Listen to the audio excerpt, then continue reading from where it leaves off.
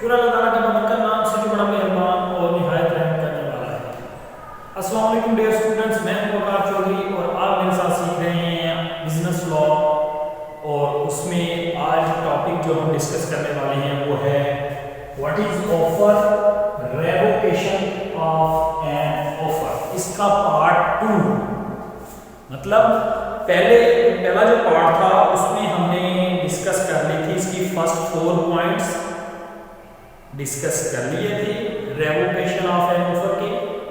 और इस लेक्चर में हम नेक्स्ट 5 पॉइंट डिस्कस करेंगे डिटेल के साथ, एग्जांपल्स के साथ। नेक्स्ट 5 पॉइंट स्टार्ट करते हैं। देखें रेवोकेशन ऑफ ऑफर, थोड़ा सा आपको रिपीट कर दूं कि रेवोकेशन, टर्मिनेशन और लैप्स ऑफ एन ऑफर का मतलब ये है कि ऑफर कब आपकी खत्म हो जाएगी, कब तक एक स्पेसिफिक पर्सन के लिए एक ऑफर रहेगी और फिर उसके बाद वो ऑफर खत्म हो जाएगी, लैप्स हो जाएगी। देखिए जी, फर्स्ट है revocation of offer by the offeree. Offeree की तरफ से ऑफर रिवोक कैसे की जाती है, डेफिनेशन पहले रीड करता हूं, नोट कर लीजिएगा। Revocation of offer by offeree, if offeree reject the offer and communicate the rejection to the offerer, the offer shall be terminated even though the period for which the offer was kept open may not yet expired. The rejection may be expressed or implied. Express हमें पहले discuss कर लिया था, written word में और implied act या conduct के तहत। उसने ये बताया है डेफिनेशन में कि एक ऑफर ऑफरी की तरफ से खत्म हो सकती है किसी भी टाइम जब वो ऑफर को पहले इन्फॉर्म कर दे कि ये मैं काम नहीं करना चाहता, ये कॉन्ट्रैक्ट में आपके साथ नहीं करना चाहता, तो ऑफर जो है टर्मिनेट हो जाएगी इवन दो उसका अभी टाइम एक्सपायर नहीं भी हुआ तो भी। एग्जांपल के साथ समझते हैं। A offer to B to sell the mobile. A ने बी को कहा कि भाई मैं अपना मोबाइल आपको बेचना चाहता हूं और 10 दिन तक आपके लिए ये ऑफर है, आप चाहें तो मुझे बता देना, आप मोबाइल मेरा खरीद सकते हो, 10 दिन तक मैं के लिए ये रखूंगा। तो 10 दिन तक बी के लिए ऑफर मौजूद है, अभी बी ने उसको एक्सेप्ट किया नहीं। 3 दिन के बाद बी ने कहा कि भाई ये मैं मोबाइल परचेज आपका नहीं करूंगा। तो ए की तरफ से जो बी को दी गई ऑफर थी वो क्या हो गई जी? यस, खत्म हो गई, टर्मिनेट हो गई। ऑफर क्या हो गई बी के लिए, अब टर्मिनेट हो गई। अगर बी दोबारा खरीदना चाहता है तो ए को उसको दोबारा से ऑफर देनी पड़ेगी या बी की तरफ से ऑफर जाएगी। जैसे ही बी ने ए को की ऑफर को 3 दिन के बाद रिजेक्ट किया, अब बी के लिए ए की वो दी गई ऑफर 10 दिन वाली खत्म हो गई। अब फर्ज करते हैं बी दोबारा कहता है कि मैं आपका मोबाइल खरीदना चाहता हूं, तरफ से एक नई ऑफर होगी, पहली जो ऑफर इसकी तरफ से दी गई है वो खत्म हो जाएगी। नेक्स्ट देखिए काउंटर ऑफर। काउंटर ऑफर क्या है, पहले तो डेफिनेशन देख लें। Counter offer by the offeree क्या है? An offer may be revoked by the offeree by making the counter offer when an offer is accepted with some changes in the term of offer, such acceptance is called counter offer. एक party offer दे, दूसरी party उसको बगैर किसी changes के साथ accept कर ले तो ऑफर हो जाती है। अगर बी की तरफ से कुछ चेंजेस लाई जाएं, कुछ वो चेंज करके उसको एक्सेप्ट कर रहा है, तो वो उसकी तरफ से दी गई जो चेंज वाली ऑफर होगी वो काउंटर ऑफर होगी। डेफिनेशन हो गई, समझे जरा एग्जांपल के साथ। ए ने ऑफर दी बी को कि भाई मैं आपको अपना हाउस कितने में सेल करना चाहता हूं? 20 लाख में मैं आपको अपना हाउस ये बेचना चाहता हूं, क्या तुम खरीदोगे? बी ने ऑफर ये नहीं कहा यस मैं 20 लाख में खरीदने के लिए रेडी हूं, तो ऑफर हो जाती है। बी ने एक नई ऑफर दे दी। बी ने क्या ऑफर दी? मैं ये हाउस आपका खरीदूंगा लेकिन 17 लाख में। तो बी की तरफ से ये एक न्यू ऑफर हो गई। तो पिछली ऑफर जो ए ने दी थी उसका क्या हुआ? ये ऑफर खत्म हो गई, टर्मिनेट हो गई।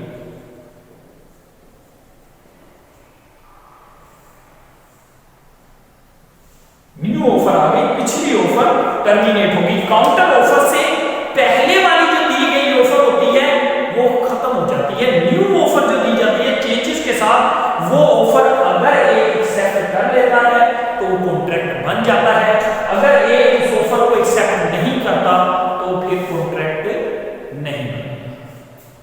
नेक्स्ट देखें जी, death or insanity of offering. Definition read कर रहा हूं, पहले इसकी डेफिनेशन देख लीजिए। Death or insanity of offering क्या है? It is interesting to know that there is no provision about the effect of death or insanity of offer in contract. वो कह रहे हैं कि ये तो नहीं बताया गया, कोई प्रोविजन नहीं है कि अगर ऑफरी की डेथ हो जाए तो क्या होगा। हाउएवर इट इज क्लियर, वहां ये बात क्लियर है that an offer can be accepted only by the offeree. ये बात क्लियरली मेंशन है कि ऑफरी ही, जिसको ऑफर दी जाए वही अपनी ऑफर को एक्सेप्ट कर सकता है। It can not be accepted by the legal representative on his death if the offeree die or become insane the acceptance of offer is terminate. जी, death or insanity of offeree के बारे में वो कहता है डेफिनेशन में कोई provision तो नहीं मिलती, लेकिन ये बात क्लियर है कि जिसके लिए ऑफर हो वही उस ऑफर को एक्सेप्ट कर सकता है। उसकी डेथ के बाद लीगल हायर उसकी उस ऑफर को एक्सेप्ट नहीं कर सकते। वो ऑफर क्या हो जाएगी? पूरी खत्म हो जाएगी। अब देखिए, ए ने ऑफर दी वाई को, एक्स ने वाई को कहा कि मैं आपको अपना कैमरा बेचना चाहता हूं। फर्ज करते हैं उसने ये उसे मेल कर दी या उसको मैसेज में भेज दिया कि मैं आपको अपना कैमरा बेचना चाहता हूं, क्या तुम खरीदोगे? अभी एक्सेप्टेंस हुई नहीं और वाई की क्या हो गई? डेथ हो गई, वाई मर गया। अब क्या होगा? जैसे ही वाई की डेथ हुई, ये ऑफर वाई के लिए ही थी, ये ऑफर वाई के लिए ही थी, ये ऑफर वाई के लिए खत्म हो गई, टर्मिनेट। क्लियर हुई? ऑफर लास्ट का पहले हमने पढ़ा था death or insanity of offer, उसमें तो लीगल हायर या लीगल रिप्रेजेंटेटिव याद हो उसको पूरा कर सकते हैं, लेकिन वो भी अगर प्रोफेशन से रिलेट करती हो, जो हमने डॉक्टर वाली एग्जांपल ली थी, तो फिर उसमें भी ऑफर जो है वो लैप्स हो जाएगी एनी कंडीशन, अगर प्रोफेशन की नेचर। अगर प्रोफेशन या कोई बिजनेस है या कोई गुड्स को सेल आउट कर रहे हैं तो उस केस में उसके लीगल रिप्रेजेंटेटिव या लीगल हायर जो है उस कॉन्ट्रैक्ट को पूरा करेंगे। लेकिन यहां पर ऑफरी की डेथ हो जाए तो फिर ऑफर फौरी लैप्स हो जाती है, उसके लीगल रिप्रेजेंटेटिव या लीगल हायर जो है उस ऑफर को पूरा नहीं कर सकते, एक्सेप्ट नहीं करेंगे। नेक्स्ट पॉइंट है जी सब्सिक्वेंट इलीगलिटी। डेफिनेशन नोट करें सब्सिक्वेंट इलीगलिटी की। An offer lapses if it becomes illegal before its acceptance. An offer may also terminate when it becomes illegal due to change in law before its acceptance. Offer दे दी गई, offer की acceptance हो गई या नहीं हुई, गवर्नमेंट की तरफ से इलीगल हो गया तो वो ऑफर खत्म हो जाएगी। देखिए जैसे ए यहां पर एक पाकिस्तानी सिटीजन है और बी बंगाली है, बांग्लादेश का सिटीजन है। अब ये बांग्लादेश का सिटीजन और ए के दरमियान एक कॉन्ट्रैक्ट हो जाता है। बी ए को ऑफर देता है कि भाई मैं आपको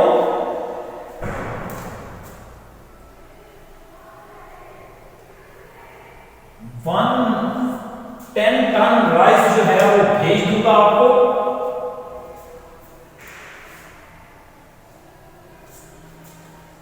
ठीक है जी, ए ने कहा भेज देना। ये इसने कहा कि 10 जनवरी 2020 को आपके पास बैग पहुंच जाएंगे। लेकिन यहां पर 5 जनवरी 2020 को गवर्नमेंट ऑफ पाकिस्तान ने बांग्लादेश के साथ ट्रेड क्या कर दी, बैन कर दी। तो अब ये ऑफर जैसे ही इसने अभी इसको ये ऑफर दी थी, इसकी तरफ से एक्सेप्टेंस हुई या नहीं हुई, तो इसके लिए ये ऑफर ऑटोमेटिकली क्या हो जाएगी, खत्म हो जाएगी। या हम कह सकते हैं बी ने ए को ऑफर दी, अभी इसने एक्सेप्ट किया नहीं था, गवर्नमेंट ऑफ पाकिस्तान की तरफ से क्या हो गई, वो ऑफर ट्रेड क्या कर दी, बांग्लादेश के साथ बैन कर दी। तो ऑफर क्या हो जाएगी, बी की तरफ से भेजी गई ए के लिए लैप्स हो जाएगी, टर्मिनेट हो जाएगी। नेक्स्ट है जी distraction of subject matter. Distraction of subject matter definition देख लें। An offer lapse if the subject matter of the offer described before the acceptance by the other party. Acceptance से पहले सब्जेक्ट मैटर डिस्क्राइब हो जाए तो वो offer क्या हो जाएगी, उसके लिए लैप्स हो जाएगी।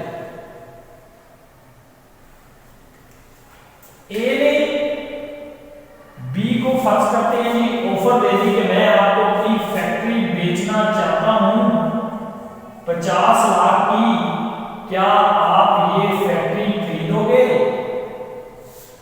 10 तारीख तक मुझे इसका जवाब दे देना। आज 1 फरवरी 2020 है, ये ऑफर दे दी गई और बी को कहा गया कि भाई आप इसका मुझे आंसर दे दीजिएगा कब तक, 10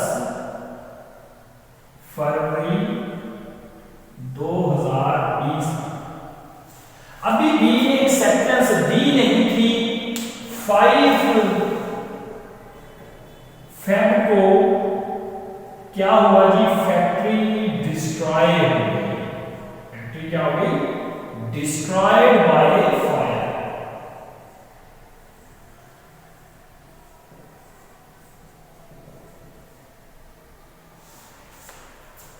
अब जैसे कि ये 5 तारीख को अभी बी की तरफ से कोई एक्सेप्टेंस आई नहीं है। ए ने ऑफर दी है 1 फरवरी को और बी ने 10 फरवरी तक उसकी एक्सेप्टेंस देनी थी कि 50 लाख में खरीदना चाहता है या नहीं चाहता।